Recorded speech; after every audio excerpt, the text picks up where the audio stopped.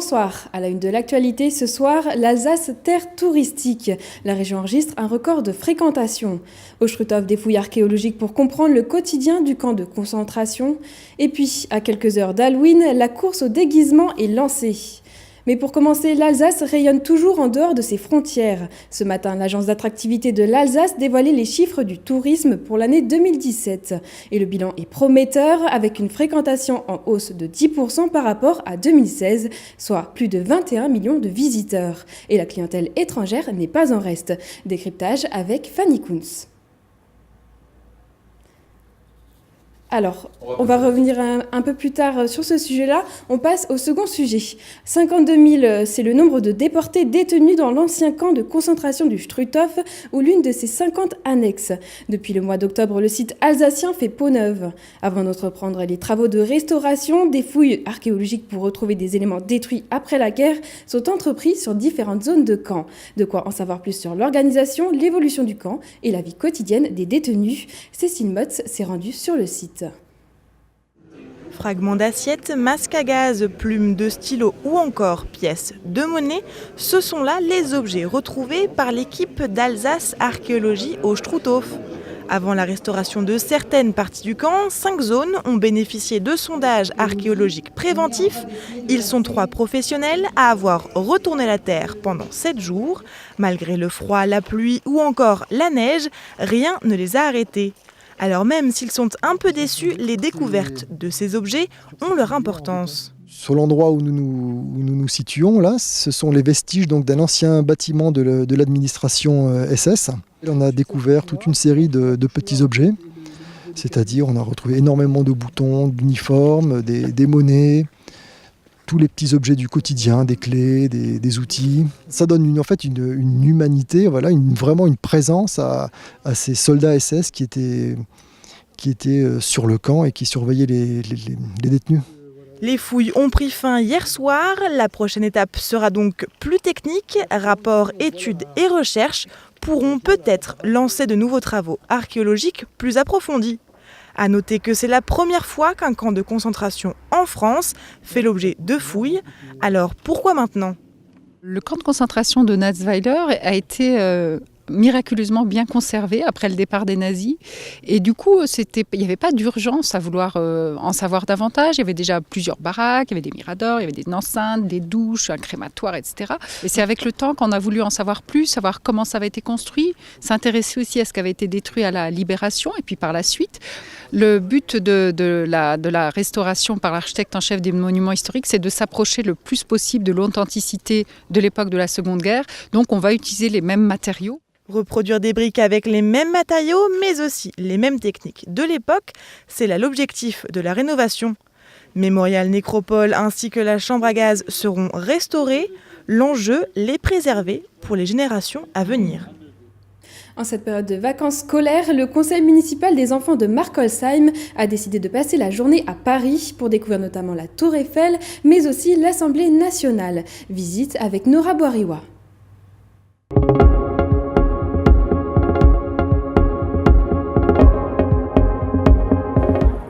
Le conseil municipal des enfants de Markolsheim s'est levé à l'aube pour venir passer la journée à Paris. Pour certains, c'est même la première fois qu'ils viennent dans la capitale. Tous étaient excités à l'idée de surtout voir la Tour Eiffel. La Tour Eiffel est beaucoup plus grande que dans les photos, dans les films. Elle est gigantesque. Moi, je suis déjà venue plusieurs fois à Paris, mais c'est toujours aussi bien de découvrir ou redécouvrir les monuments. Je trouve ça un peu comme Strasbourg, mais en plus grand. C'est de leur permettre de vivre un moment ensemble, de faire corps, de faire groupe, de se stocker des souvenirs. Et c'était visiter la capitale, donc c'est quand même pas rien pour des enfants. Le conseil municipal des enfants de Markolsheim est constitué d'une trentaine d'élèves. Ils travaillent sur des projets portant sur la solidarité, la citoyenneté, la sécurité ou encore l'environnement. On a fait un projet pour sauver les abeilles et du coup on a installé 2 ruches dans Markolsheim et on a en partenariat avec la mielerie d'Artolsheim. On a fait une récolte de miel il y a quelques semaines et on espère en avoir d'autres. Cette escapade parisienne était aussi l'occasion de faire un arrêt dans une boutique pour ramener plein de souvenirs, mais aussi de visiter le musée d'Orsay et finir par l'Assemblée nationale.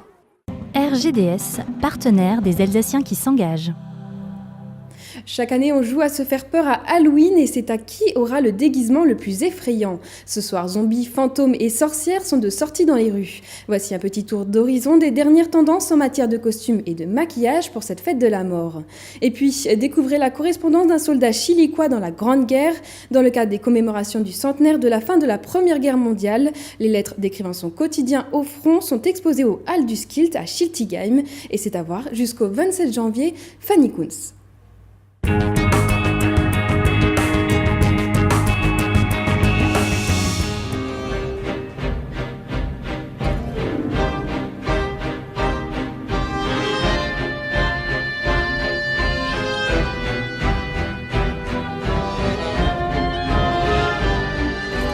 Contrairement à ce que l'on pourrait croire, Halloween prend de l'ampleur cette année dans le paysage alsacien. À quelques heures de la grande fête, il est temps de lancer les derniers préparatifs, comme dans ce magasin de Vendenheim, pris d'assaut ce matin. Alors que les citrouilles, vampires ou sorcières restent des classiques, cette année, la tendance est bien marquée. En termes de décoration, c'est beaucoup la toile d'araignée à exposer, intérieur ou extérieur. Après, en termes de maquillage aussi, le faux sang, le blanc, le noir, le rouge, tout ce qui est déguisement.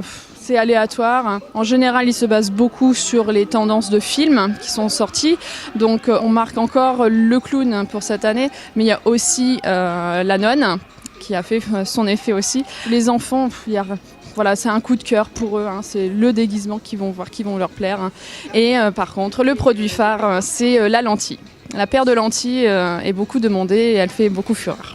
La chasse aux bonbons des enfants reste une tradition, mais les plus grands seront également de la partie. Ce soir et jusqu'au week-end prochain, les soirées seront sur le thème d'Halloween. C'est une première pour nous, on va aller faire du porte-à-porte, on va aller se déguiser, on va aller faire un peu la fête, quoi. Voilà. Cette année, on est une dizaine d'amis avec les enfants. On va commencer par le tour des maisons et ensuite on va finir par un apéritif dînatoire sur le thème d'Halloween. En sorcière. Pourquoi ? Parce que j'aime beaucoup les sorcières et c'est classique et j'aime pas trop être trop... Voilà. T'aimes bien rester dans quelque chose d'un peu joli quand même ? Oui.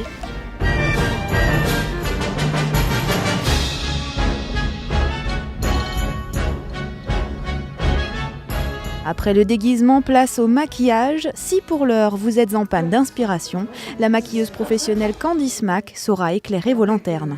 Il y a beaucoup de zombies qui nous sont demandés, parce que c'est quand même la grande tendance. Il y a aussi les effets qu'ont fait le film Ça. Voilà, qu'on retrouve beaucoup. C'est souvent autour de ça, c'est souvent sanglant. Pour faire un maquillage effrayant, on fait des teints assez pâles, des yeux assez sombres. Et nous, dans le maquillage, on a ce qu'on appelle une pâte à sang qui fait vraiment un effet de peau arrachée, sanglant. Et puis évidemment, beaucoup de sang. Ce soir, il ne restera plus qu'à allumer les citrouilles pour laisser enfin place à la fête la plus effrayante de l'année.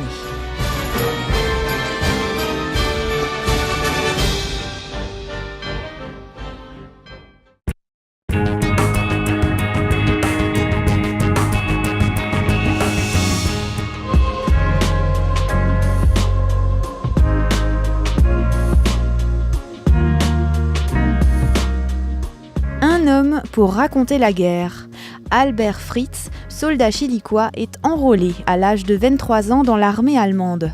Par ces mots, il décrit son quotidien et remet en perspective la grande histoire. Ce soldat va écrire pendant toutes ces 4 années de guerre, va écrire de nombreuses lettres, de nombreuses cartes postales qu'il adresse à ses amis, à ses parents, à de la famille qu'il a à Schiltigheim, à Obernai, dans les villes environnantes. Et ces carnets, ces correspondances, va nous permettre de le suivre en fait dans son parcours, de comprendre le quotidien de la guerre, aussi bien d'un point de vue des Chiliquois, des gens du quotidien du civil, que du point de vue des soldats.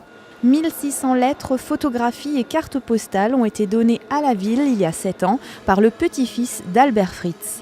La correspondance n'est pas rare à l'époque, plusieurs milliards de documents ont été échangés pendant la Première Guerre mondiale, mais son parcours singulier offre un témoignage riche de la période. Une lettre en soi n'a pas forcément d'intérêt important, mais mise en contexte avec toute une correspondance, ça permet de se rendre compte par exemple des pénuries alimentaires, du manque de pommes de terre, de pain, de choses de tous les jours, de la difficulté de se déplacer dans un pays qui est en guerre, où il y a des restrictions de liberté, les cartes postales qui parlent beaucoup plus au public parce qu'on a des images de propagande, des images de villes à une époque qu'on ne connaît plus aujourd'hui, il y a un siècle. Et puis bien sûr, en complément, on a des objets qui viennent éclairer tout ça, notamment le sabre d'officier, un casque de soldat allemand de 14-18. Cette correspondance met en avant la complexité des relations franco-allemandes au début du siècle dernier, en particulier dans la région. On se rend compte que les Alsaciens lorrains ont une place très spécifique dans la Grande Guerre. Et on voit dans ces écrits, à Albert Fritz, des écrits qui sont en Kurenschrift, donc une écriture allemande ancienne, assez complexe à lire. On voit dans ces écrits qu'il y a quelque chose un sentiment un peu partagé en fait, entre l'intérêt qu'il a pour sa patrie, l'envie de servir le Reichsland, et en même temps une certaine francophilie. C'est quelqu'un qui va faire ses études d'horticulture à Lyon avant la guerre, donc en France, qui a un frère, Léon, qui lui va être enrôlé dans l'armée française pendant la Première Guerre mondiale, qui va combattre contre son frère lors d'une bataille. Donc on a des relations très spécifiques entre l'Allemagne et la France à travers le parcours d'un Alsacien de Schiltigheim. Et pour prolonger cette réflexion sur la Grande Guerre, des conférences, des échanges autour de l'écriture de guerre et des lectures sont au programme.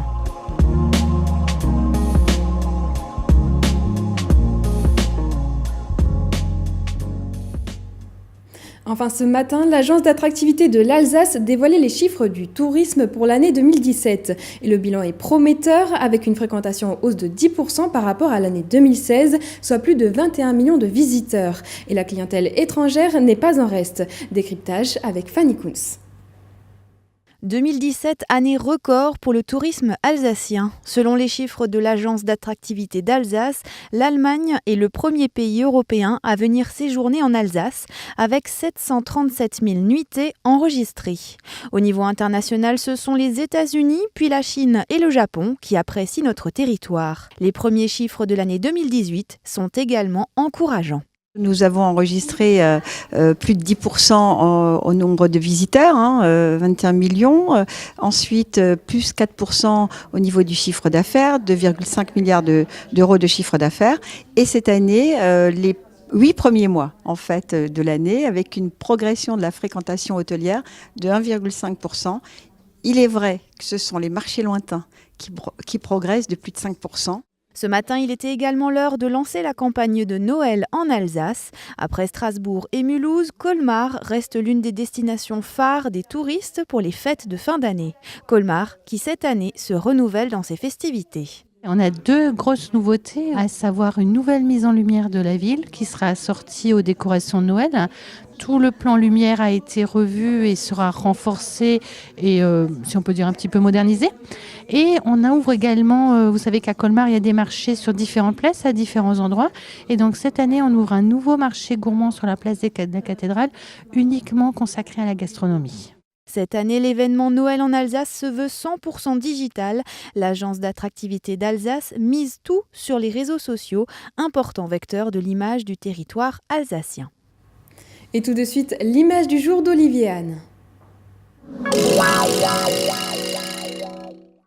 Le guide Goemio 2019 est encore un bon cru pour l'Alsace. Le 4 toc Olivier Nasty de Kaysersberg voit sa note grimper à 18,5 sur 20. 17,5 désormais pour Jean-Georges Klein et sa villa Lalique à Wingen-sur-Moder.